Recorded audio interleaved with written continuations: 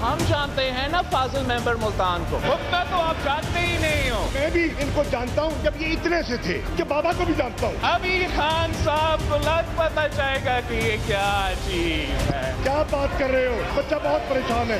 मैंने उसको भुट्टो का नारा लगाते हुए देखा है। परेशान हो गया बच्चा परेशान हो गया। आज अपना वजारत बचाने के लिए अगली बारी फिर जरदारी का नारा लगाते हुए देखा। मैंने 2013 में 2018 में तुम्हारी जबान पर सब करके आया बैठा हूँ यहाँ। बच्चा बहुत परेशान है। मुझे वज़ीर आज़म बना दो फिर सही।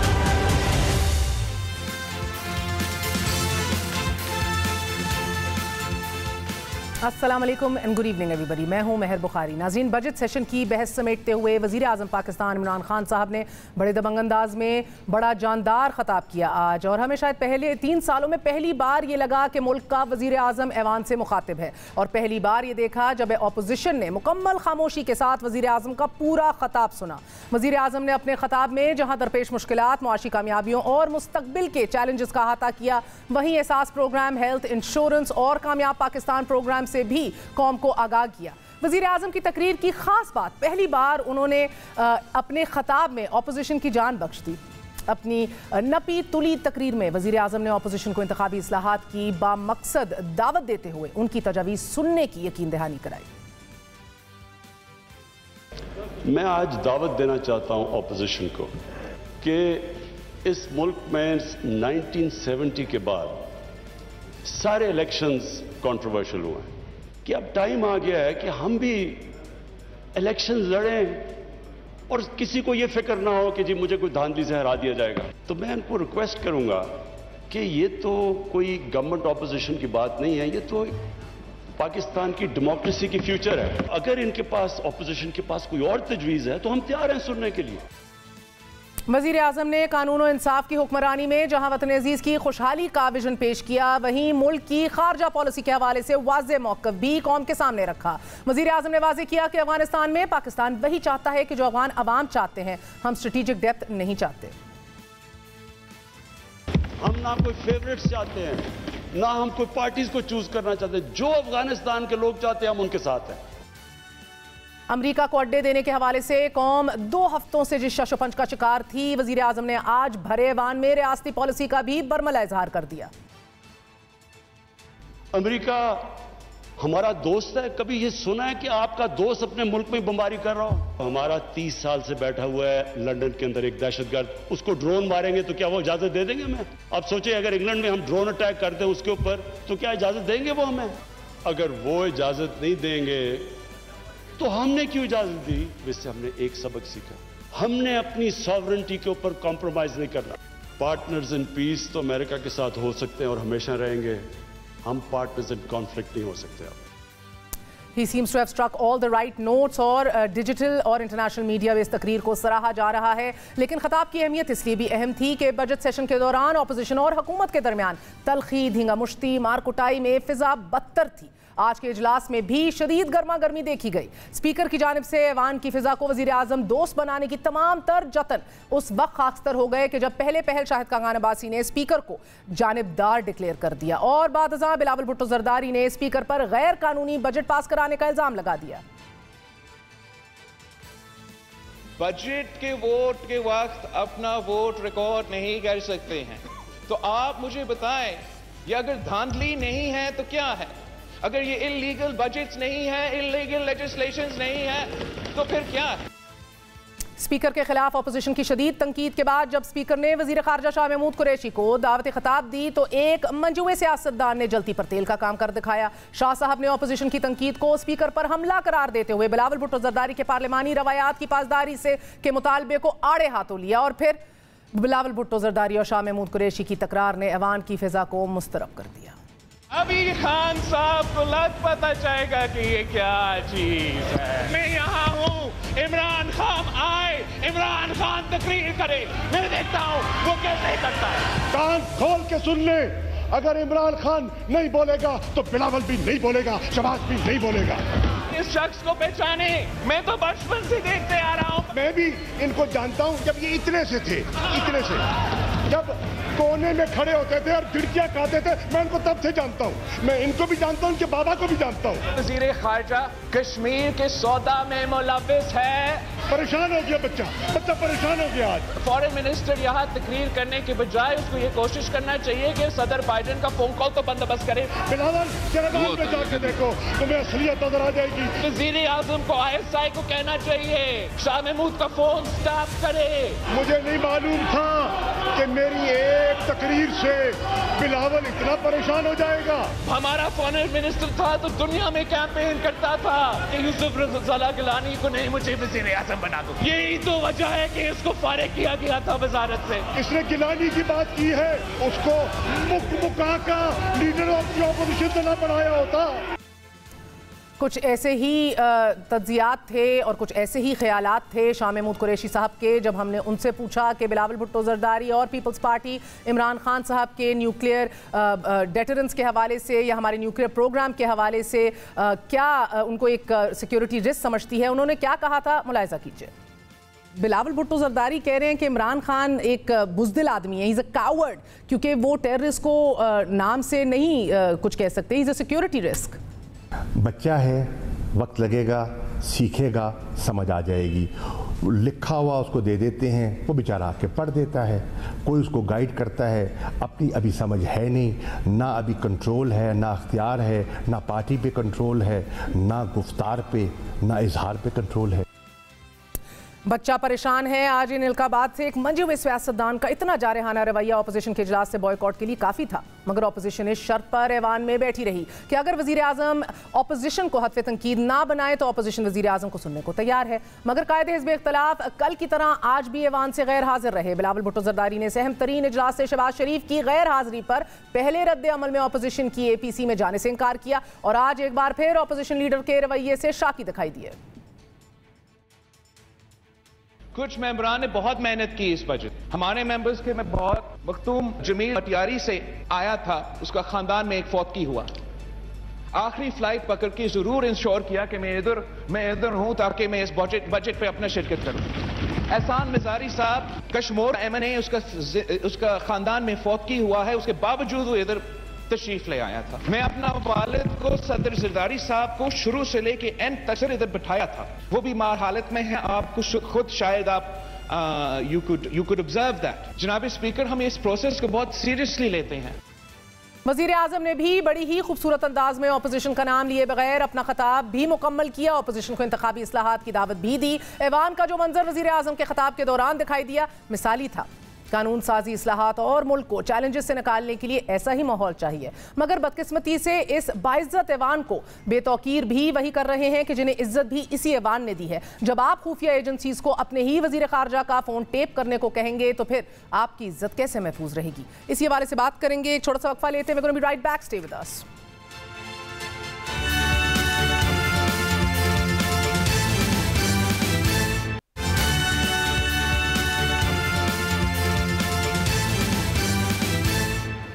वापस आने का शुक्रिया, खुशामदीद कहते हैं। सेनेटर मुसद्दिक मलिक हमारे साथ मौजूद हैं। He served as federal minister for water and power in the past. हमारे साथ उस्मान डार साहब मौजूद हैं, special adviser to the prime minister on youth affairs. Last but never the least, member कौमी असेंबली कादिर मंदोखेल भी हमारे साथ मौजूद हैं। आप तीनों का बहुत बहुत शुक्रिया। आपसे स्टार्ट करूंगी सेनेटर साहब, पहले तो फरमाइएगा, आज वज़ीर आज़म ने बहुत बड़ा दिल जिगरा करके एक दावत दी है और आप लोगों को इन्वाइट किया है कि आइए इंतखाबी इस्लाहात के लिए आगे बढ़ें, बिकॉज ये अपोजिशन और हुकूमत का मसला नहीं है, यह पाकिस्तान की जमहूरियत का फ्यूचर एट स्टेक है। सर, इसको आप संजीदगी से लेते हैं। उन्होंने कहा कि जो भी तजवीज़ देंगे वो भी सुनने को तैयार है। तजवीज़ देंगे रिफॉर्म करने के बाद या पहले? अभी दे रहे हैं। बिल पास करने के पहले या बाद? अब तो कमेटी भी बना दी है ना सर? जी, मैं तो यही कह रहा हूँ, मगर अभी बिल तो पास हो गया ना जी, नेशनल असेंबली बिल पास होने के बाद सेनेट में भी तो अभी आएगा ना। वो आपकी बात ठीक है, लेकिन जो नेशनल असेंबली जिस फोरम पे वो तकरीर कर रहे थे, ये तमाम डिस्कशन तो वहाँ पे कमेटीज़ में होनी चाहिए थी ना।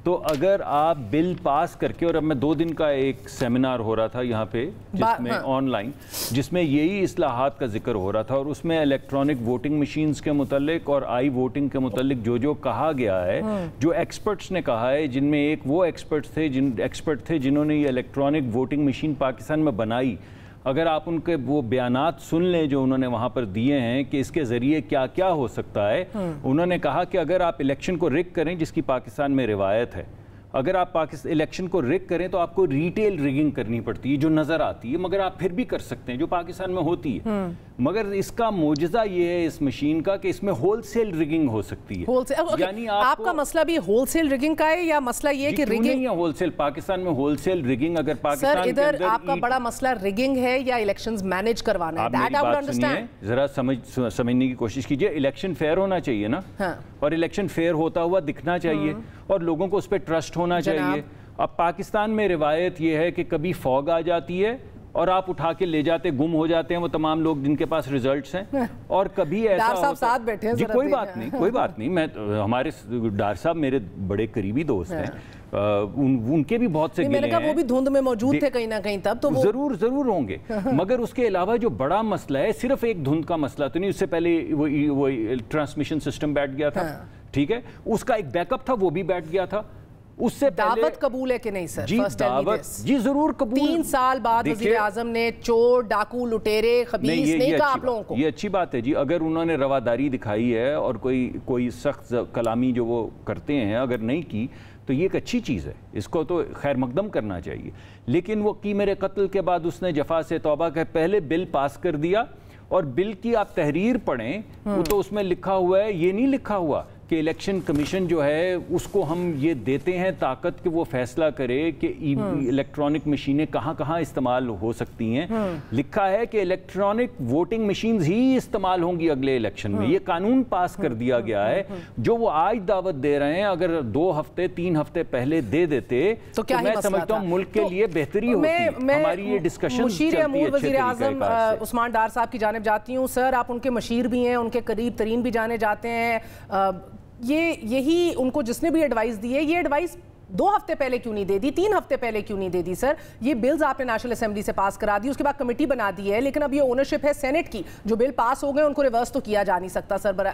अब 12 जुलाई को अगली मीटिंग है सेनेट की स्टैंडिंग कमेटी के अंदर, उसके अंदर अब फैफन को भी और इलेक्शन कमीशन पाकिस्तान को भी एज एक्सपर्ट्स दावत दे दी गई है। काम तो अब सारा उधर होना है, कमेटी बाहर बनी हुई है, गालियां उसी तरह चल रही हैं। ये इतनी देर से ख्याल क्यों आया इमरान खान साहब को?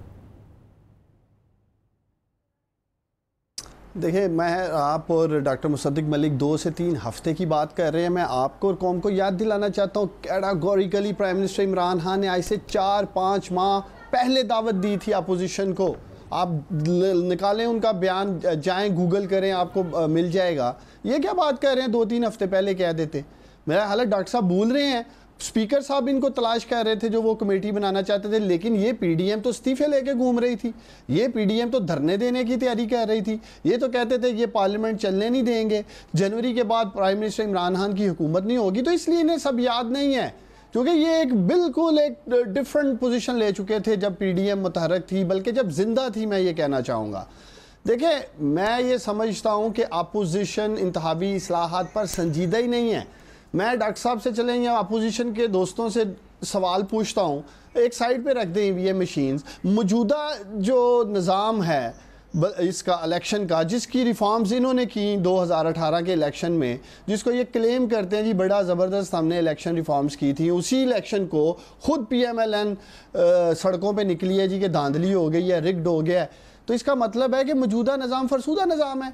यहाँ तो ये फैसला कर लें कि अगले इलेक्शन में भी इसी सिस्टम के तहत जाना है, लेकिन फिर ये हल्फ दें पूरी कौम को हारने की शक्ल में, फिर ये सड़कों पे नहीं होंगे। अब मैं ये समझने से कासिर हूं कि लेकिन फरसूदा निज़ाम तो है डार साहब, इसके ऊपर तो सब इत्तेफाक करते हैं, ऑपोजिशन भी, आप भी। मसला भी ये है कि मसला अभी PMLN और PTI की बदएतमादी का है या पीपल्स पार्टी और PMLN की बदएतमादी का है? चारों सू जो है बदएतमादी फैली हुई है, डिस्ट्रस्ट है, नोबडी ट्रस्ट। आज एक बार फिर मंदोखेल साहब, शहबाज शरीफ साहब की अदम शिरकत के ऊपर बिलावल साहब एकदम शाकी नजर आए। फिर से उन्होंने कहा मेरा वालिद बीमार है, इधर मौजूद हैं। अपने पार्टी के मेंबर का जिक्र किया कि वो किस तरह उनकी फौतगी हुई है खानदान में। नहीं, आपको वाकई लगता है कि PMLN या शहबाज शरीफ साहब नहीं सही क़यादत कर पा रहे ऑपोजिशन की, या वो संजीदा नहीं है? क्या बात है? ये मुझसे पूछ रहे हैं? जी मंदोखेल साहब, आप ही से पूछ रही हूँ। आप ही जी मंदोखेल साहब से किया, क्योंकि उन्हीं का गिला है। देखिए, आपको याद होगा मेयर साहबा, जब पहली इस असम्बली के पहले इजलास में बिलावल साहब ने ये इमरान खान साहब को ऑफर की थी कि इमरान खान कदम बढ़ाओ, हम तुम्हारे साथ हैं। आपको उस बात का जवाब दे रहा हूँ, तफसील से पहले आपकी सवाल का जवाब दे दूँ।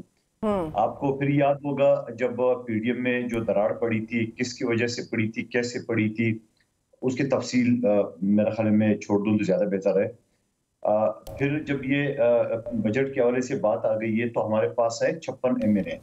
अब जारी बात है 56 MNA पे तो हम बिल नहीं रोक सकते, मगर नून लीग के पास 82-83 MNA है, प्लस जहांगीर तरीन साहब के दूसरे जो नाराज अरकान है, इनको अगर यूनाइट कर सकते थे तो ये बिल आसानी से रोका जा सकता था। फॉर एग्जाम्पल मैं आप बताऊं, कल हमारा 34 का फिगर का फर्क था, 34 का 172 उनके थे और हमारे 34 का फर्क था। अब 34 में हमारे दो जो है ना वो कोर्ट के बीमार थे, नहीं आए।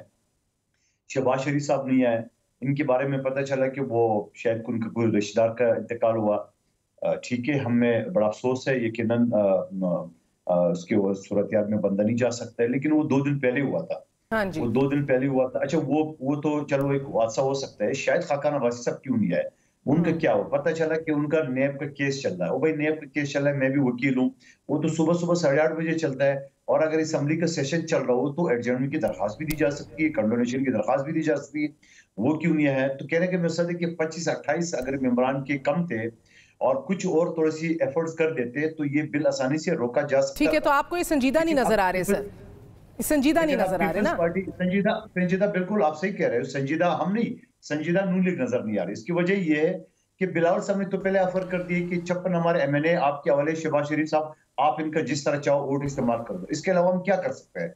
लेकिन इनकी जो तादाद भी पूरी थी, अच्छी खासी तादाद थी, जमीयत भी साथ थे, बाकी लोग भी साथ थे। सीरियस क्यों नहीं है आप लोग सर? बिकॉज ये सैयद नासिर हुसैन शाह साहब ने भी कहा, मुसद्दिक साहब, के PMLN जिस तरह भागी है असेंबली से, ये साबित करता है कि इस्तीफों के मामले पे भी ये लोग संजीदा नहीं थे, सिर्फ 18वीं तरमीम को रिपील करना चाह रहे थे। I mean I fail to understand कि ऑपोजिशन को अपने अंदर इतना डिस्ट्रस्ट है। आप लोग कौन सी गवर्नमेंट इन वेटिंग या इनकी इस्लाह करेंगे? जी, मेरे ख्याल में अगर संजीदा होते तो बाप के साथ अलायंस करते। ये बात तो ठीक है, संजीदगी तो हमारी नहीं सामने आ सकती है। अगर हम संजीदा होते तो हम भी बाप के साथ अलायंस करते और उनके साथ मिलकर हुकूमतें बनाते या लीडर ऑफ दी ऑपोजिशन चुनते वगैरह वगैरह। देखिए, बात यह है कि हाउस में क्यों नहीं आए सर? उन्होंने खुद बताया, अपने मुंह से बताया। शाहिद खाकान अब्बासी साहब का तो मुझे मालूम है कि जब यहाँ पे वोट हो रहा था तो वो उस वक्त अदालत में मौजूद थे।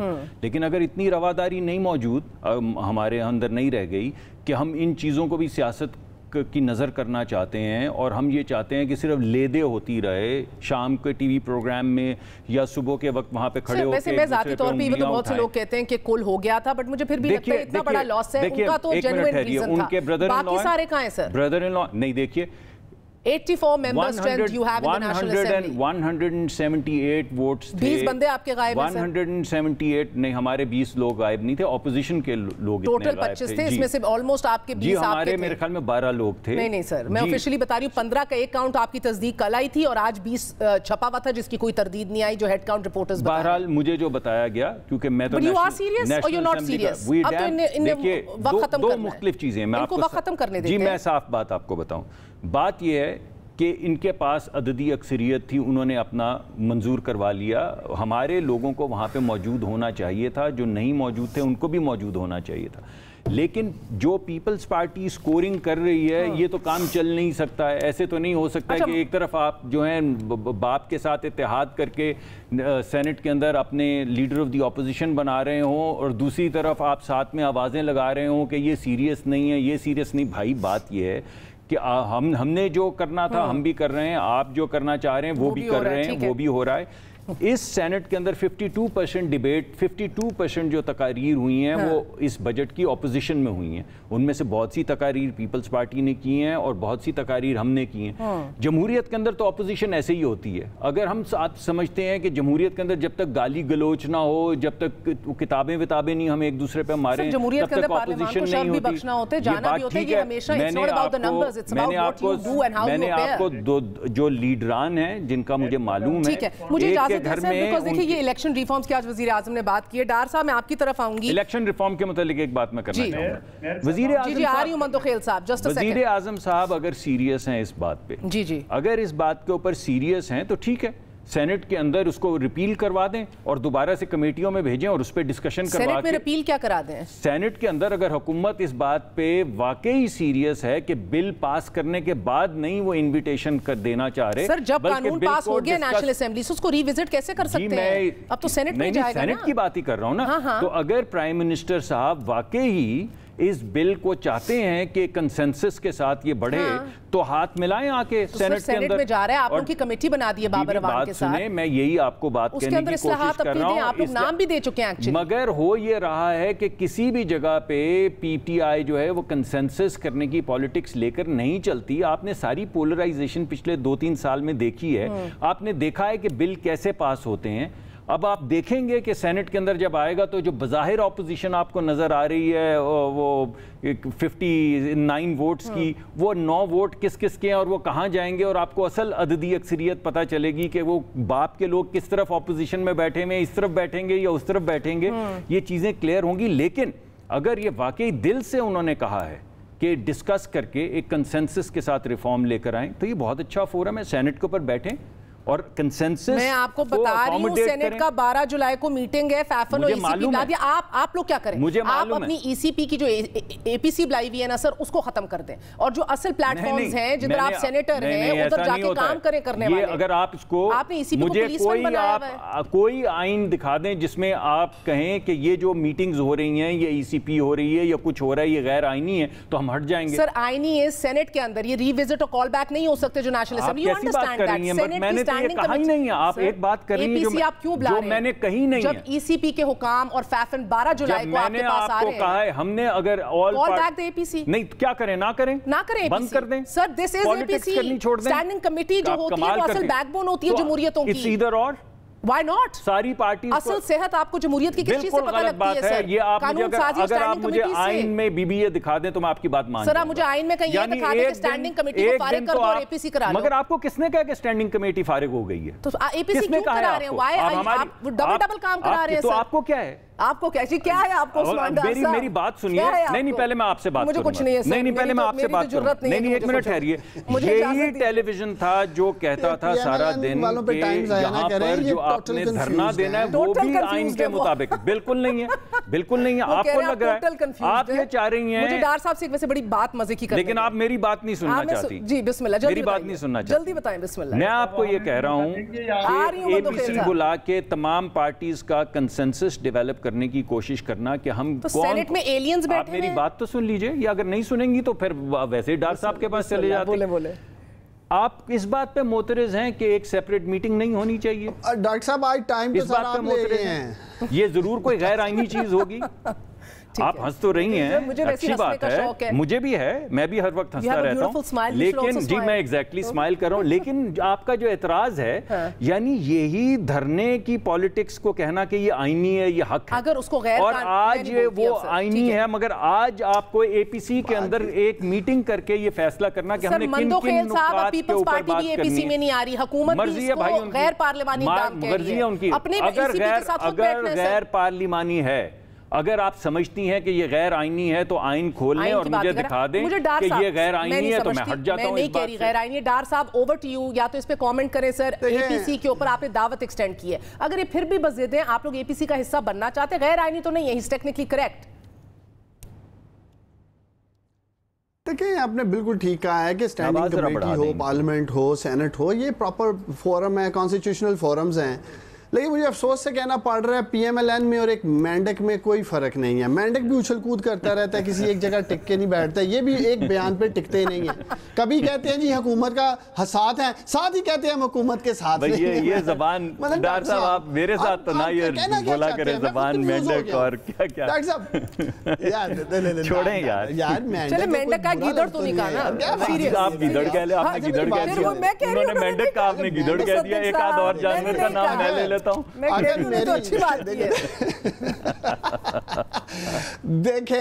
देखें महर, अगर मेरी मेंढक वाली बात पे कोई शक है, आप डॉक्टर साहब की डिबेट सुना दें दोबारा पाकिस्तानियों को, जो आपके साथ ये कर रहे थे। कभी इधर कर रहे थे, कभी उधर कर रहे थे, कभी एक जगह हाँ कर रहे थे, दूसरी जगह ना कर रहे थे। हम ये चाहते हैं डॉक्टर साहब खुदा का वास्ता है, हर टाइम पॉलिटिक्स ना किया करें। कुछ नेशनल इश्यूज हैं, कुछ कौमी इश्यूज हैं, उस पर सियासत नहीं होनी चाहिए। साफ और शफाफ इंतखाबात, लोग लाइनों में लगते हैं घरों में से निकल के घंटों, और बाद में पता चलता है वोट हमने डाला किसी को, निकला किसी का।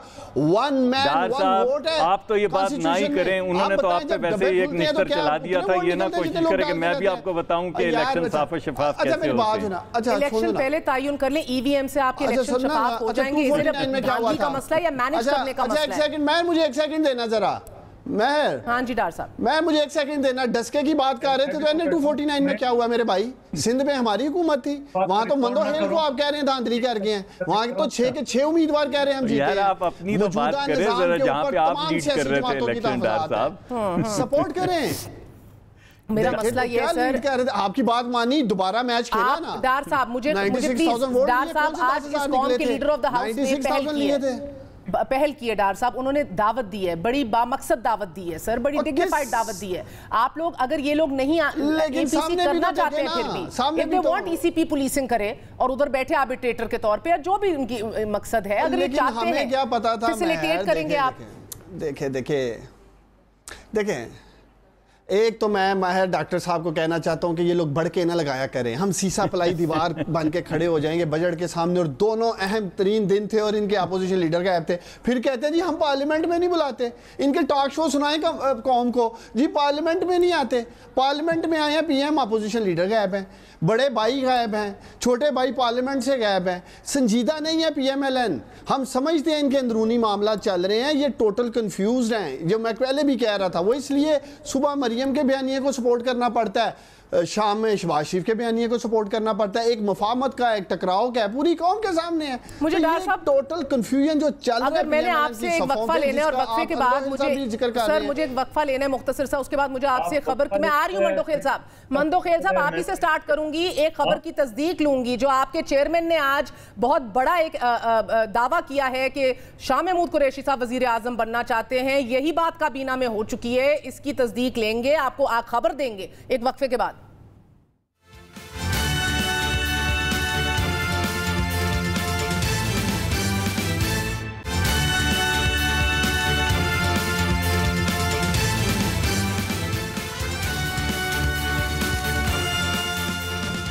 मंदोखेल साहब आपकी जानिब आऊंगी। सर, आईएसआई को कहना कि एक हाजिर सिटिंग फॉरेन मिनिस्टर का टेलीफोन टैप करे, इज इट ये पीपल्स पार्टी इस चीज़ पे उतर आई है? This is the people's party जिधर बीबी जो हैं अपने फ़ोन टैप होने पे बाहर जाके गार्डन के अंदर बात करती थी, जिधर बार बार ऑन रिकॉर्ड आके उन्होंने कहा कि इस तरह मुझे फॉलो किया जाता है और मेरी पर्सनल लाइफ को और कन्वर्सेशंस को टैप किया जाता है। Is this what people's party has come to? मेरे साहब, पहले मैं मुसद्दिक मलिक साहब की बात को जवाब दूंगा। मैं तो चाह रहा था कि इनका मैं सख्त अल्फाज अदा ना करूं, लेकिन मुझे मजबूर कर दिए एक जुमले में। ये जो बता रहे हैं कि बाप पार्टी से हमने वोट लिए है, बाप तो एक पार्टी है जिसकी भी है, मगर पीडीएम जो बनाता वो तो सिर्फ तहरीक इंसाफ की हुकूमत को गिराने में के लिए बनाता, न कि बाप पार्टी को गिराने में। और जब वोट मांगते हैं तो हर किसी से, आज अगर असम्बली का बिल था उसके लिए हमें पीटीआई के लोग भी वोट देते तो हम कबूल कर लेते। मगर मुसद्दिक मलिक साहब की पार्टी ने, जिसके खिलाफ ये इस्तीफे दे रहे थे, जिसके खिलाफ ये धरने दे रहे थे, जेल बरो तहरीक तो दूर की बात है इनके लिए, तो पंजाब में उन्होंने मुकम्मल कर लिए। दोनों ने बैठ के सेनेट की सीटें तकसीम कर ली है। आप एपीसी में जाएंगे सर? जो एपीसी शहबाज शरीफ लाना चाह रहे हैं उसमें जाएंगे या नहीं जाएगी पीपल्स पार्टी? देखिए जी, मैं जारी बात है, मैं पार्टी का तर्जुमान नहीं हूँ, ये बात मैं नहीं कह सकता हूँ इस वक्त कि हम जाएंगे नहीं जाएंगे, लेकिन मेरा अपनी पर्सनल ओपिनियन है। मैंने बिलावल साहब के सामने भी ये बात की है, तमाम मेंबरान के सामने बात की है, मैंने जरदारी साहब के सामने कि नून लीग के साथ हमें किसी तौर पे एहतियात भी करना चाहिए, क्योंकि ये किसी वक्त भी धोखा दे सकते हैं। इस वजह से कि इनका लीडर बाहर बैठा हुआ है, जदोजहद हम करे, जेल हम काटे, सिंध हुकूमत हम खत्म करे और वो वहां से आके यहाँ पे वज़ीर आज़म बन जाए, ये किसी तौर पे हमें कबूल नहीं है। अब आपकी दूसरी तरफ जो बात की, अब जब असम्बली का इजलास शुरू हुआ तो 2.5 दिन तक जो ना पीटीआई की, पाकिस्तान की पहली, शायद दुनिया की पहली हुकूमत है जो अपोजिशन के खिलाफ वो जदोजहद कर रही है, शोर शराबा कर रही है। सर, इन सब बातों को छोड़ दीजिए, मेरा वक्त कम है। मंदोखेल साहब, मैं आप ही से सवाल कर रही हूँ, सियासी वजूहात की बिना पर एक सिटिंग फॉरेन मिनिस्टर का फोन टैप कराने की गुजारिश भी करना आईएसआई को, IB को, whatever sir, is this, ये है पीपल्स पार्टी? तो आपको समझ में आ जाएगा। मैं ये कहना चाह रहा था कि इस हवाले से अगर आप ये देख ले कि शाह महमूद कुरैशी जब ये तय हुआ था शुरू से कि कोई किसी के खिलाफ नहीं बोलेगा, तो 2.5 दिन तक शोर शराबा के बाद इनकी सारी हरकत की, बंदर की तरह गाली गलौज की, सब चीजों के बाद जब ये तय हुआ कि एक दूसरे के खिलाफ नहीं बोलेंगे, तो शहबाज शरीफ साहब ने 2.5 दिन के बाद जो है अपना खिताब मुकम्मल किए। उसके बाद बिलावल साहब ने, आज फिर क्या हुआ कि शाह महमूद कुरैशी साहब, मंदोखिल साहब अगर हो भी गया, इसका मतलब है कि एजेंसियों को कहें कि सिटिंग फॉरेन मिनिस्टर का फोन टैप करें?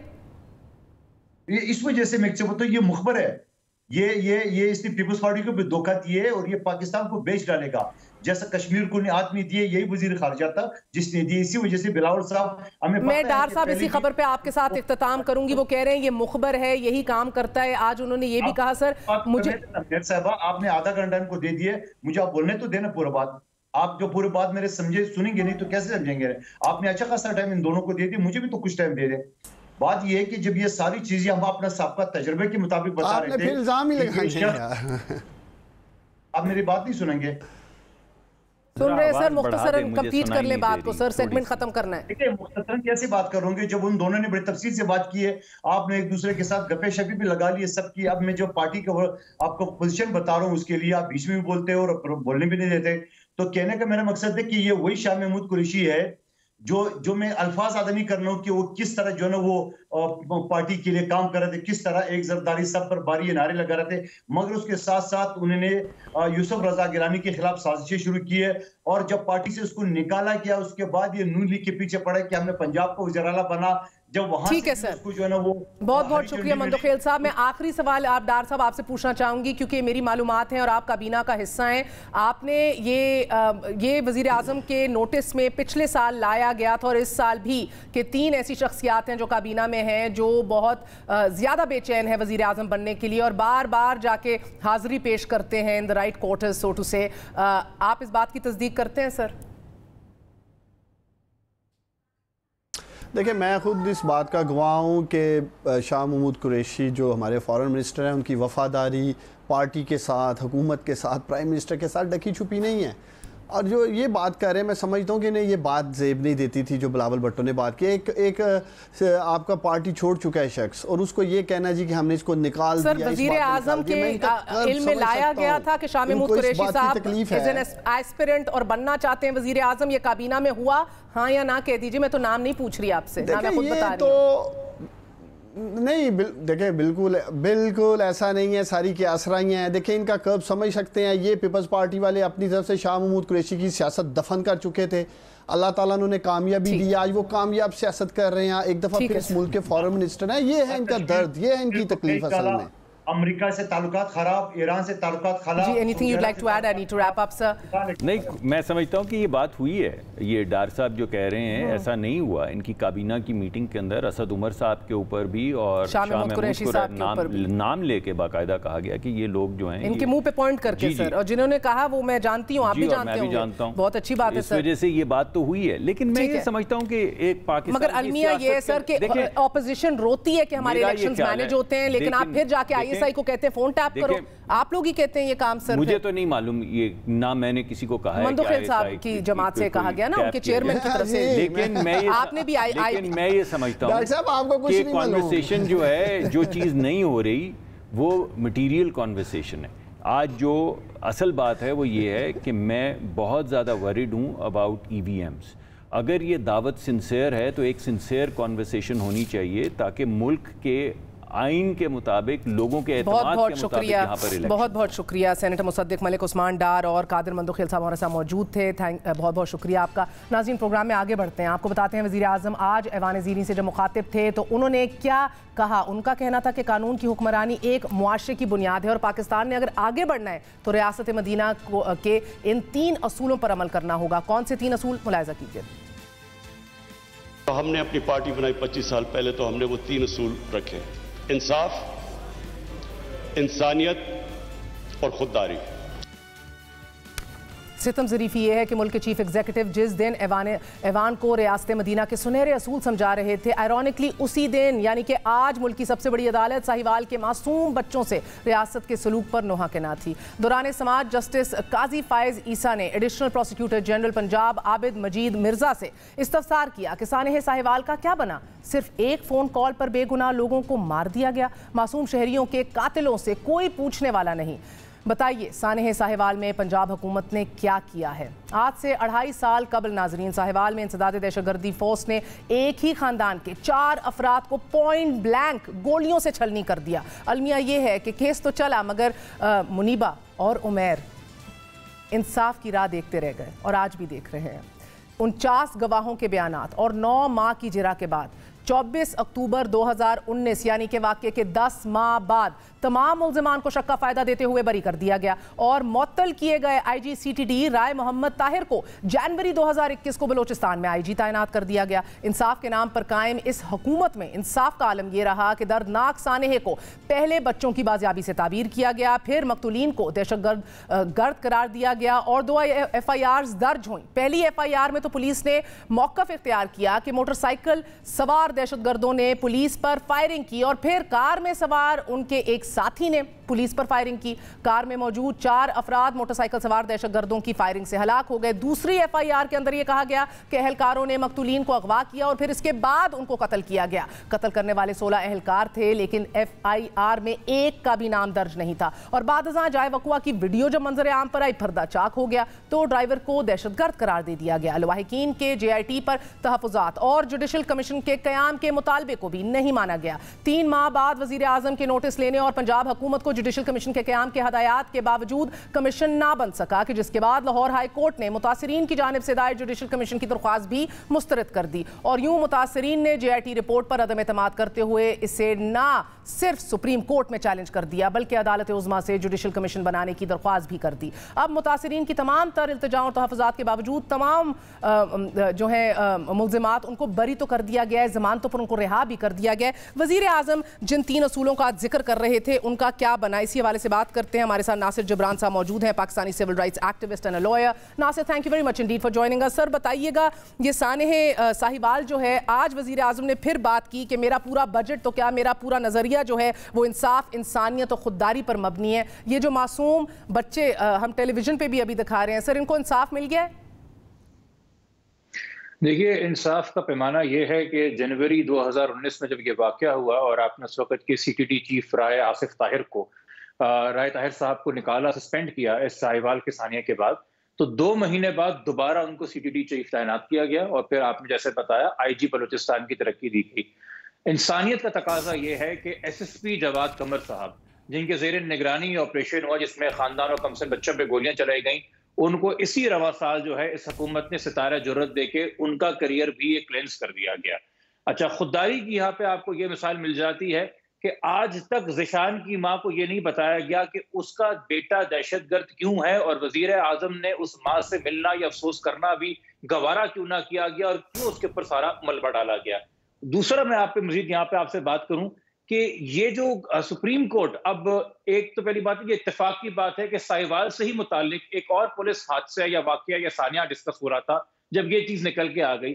अब सुप्रीम कोर्ट कह रही है कि जी हमें पंजाब हुकूमत जवाब दे, तो पंजाब हुकूमत क्या जवाब देगी कि जो 6 लोग आपने चुने थे कि जी ये लोग मौजूद थे, इन लोगों ने गोलियां चलाई, उनको अदालत की ही सुप्रीम कोर्ट के मातहत जो आपकी ट्रायल कोर्ट है, सेशंस कोर्ट है, उन्होंने सबको ATC कोर्ट ने जो है बरी कर दिया ये कह के कि जी मुझे नहीं पता कि इन 6 में से किसने गोली चलाई होगी, इसलिए सबको ही शक की बुनियाद के ऊपर जो है वो छोड़ दिया जाए। मजीद यहाँ पे एक बात आपसे करना चाहूंगा कि आपको भी याद है और हमें भी याद है कि जब पहली प्रेस कॉन्फ्रेंस हुई थी हुकूमत की जानिब से इस वाकये के बाद, वो राजा बशारत साहब ने की थी, सूबाई वजीर हैं, जिसमें उन्होंने 2 टोक की बात की थी कि ये जॉइंट ऑपरेशन था CTD का और ISI का, यानी कि इंटेल जो है हमारे हसास इदारों से आ रही थी और वो ये इंटेल नहीं बता रही थी कि इस गाड़ी के अंदर एक खानदान है जो कि शादी अटेंड करने जा रहा है। इस खानदान के अंदर इस वक्त 3 बच्चे मौजूद हैं, जो कि 4 बच्चे मौजूद हैं, चारों कमसन है, एक मियाँ बीवी है और एक इनके साथ इनका दोस्त ड्राइवर है। ये जो इतना बड़ा इंटेलिजेंस फेलियर था कि आज तक हमें पता चला कि उसकी जिम्मेदारी किस पे डाली गई, तो सुप्रीम कोर्ट क्या कुरे देगी? क्या सुप्रीम कोर्ट जवाद कमर का सितारा जुर्रत वापस ले लेगी? क्या सुप्रीम कोर्ट उनको, राय ताहिर साहब को आईजी बलूचिस्तान से हटा देगी? क्या सुप्रीम कोर्ट उन 6 लोगों को जो बरी हुआ है उनको सजा दे देगी? क्या सुप्रीम कोर्ट ये तय करेगी कि जब आप एक एएसपी को 96 में 95 में नहीं रोकते, जब मीर मुर्तजा भुट्टो का इनकाउंटर होता है, सिटिंग प्राइम मिनिस्टर के भाई का इनकाउंटर होता है और फेक इनकाउंटर होता है, और ये इनकाउंटर लीड करते हैं, तो फिर साहिवाल की सड़कों के ऊपर अगर कमसिन बच्चों पे उनके ज़ेरे निगरानी गोलियां चलाई जा रही तो ताज्जुब की बात नहीं है। ये हमने ही रियासत नहीं पैदा की है। राव अनवार हो जाए या माजरत के साथ ताहिर साहब हो, ऐसे करियर के इनकाउंटर स्पेशलिस्ट हमारे निजाम नहीं पैदा। मैं सर एक ट्वीट दिखाना चाहूंगी क्विकली जिब्रान आपको। इमरान खान साहब ने 2019 को जनवरी 21 को की थी, जब ये सानिया हुआ था, वो कतर में मौजूद थे। उन्होंने कहा मैं यकीन दिलाता हूं पूरी कौम को कि जब मैं कतर से वापस आऊंगा गिल्टी को एग्जेम्पलरी पनिशमेंट दी जाएगी and I will review the entire structure. Punjab police को इस्लाहात करूंगा, start the process of reforming it. Sir 2 साल गुजर चुके हैं, पंजाब पुलिस ऑटोनमस हुई है, कोई रिफॉर्म हुआ है? मुख्तसरन सर। रिफॉर्म हुआ ना, रिफॉर्म हुआ। हमें ये बताया गया कि पुलिस रिफॉर्म ये है कि अगर रात को मोटरवे रिंग रोड पे किसी औरत का रेप हो जाए तो पुलिस के जो अफसर हैं, जो शहर के ऊपर कहते हैं ज़ेरे निगरानी जिनके हैं, वो ये सवाल करते हैं कि 2 बजे मोहतरमा आप क्या रही थी अकेले। ये पुलिस के अंदर रिफॉर्म हुआ है। रिफॉर्म ये हुआ कि आपको याद है कि सलाउद्दीन बच्चा, बहुत बहुत शुक्रिया आपका जिब्रान नासिर साहब। वक्त की किल्लत माजरत करती हूँ नाज़रीन, हम उस मुल्क में रहते हैं कि जहाँ इंसाफ कानून की किताबों में दिखता है, अनफॉर्चुनेटली इंसानियत बयानात में है, और खुददारी जिसका जिक्र इमरान खान साहब करें इकबाल की नज़मों में है, वरना ये यतीम बच्चे, इनको कहीं ना कहीं इंसाफ की झलक मिल जाती। इजाज़त दीजिए, गुड नाइट, अल्लाह हाफ़िज़।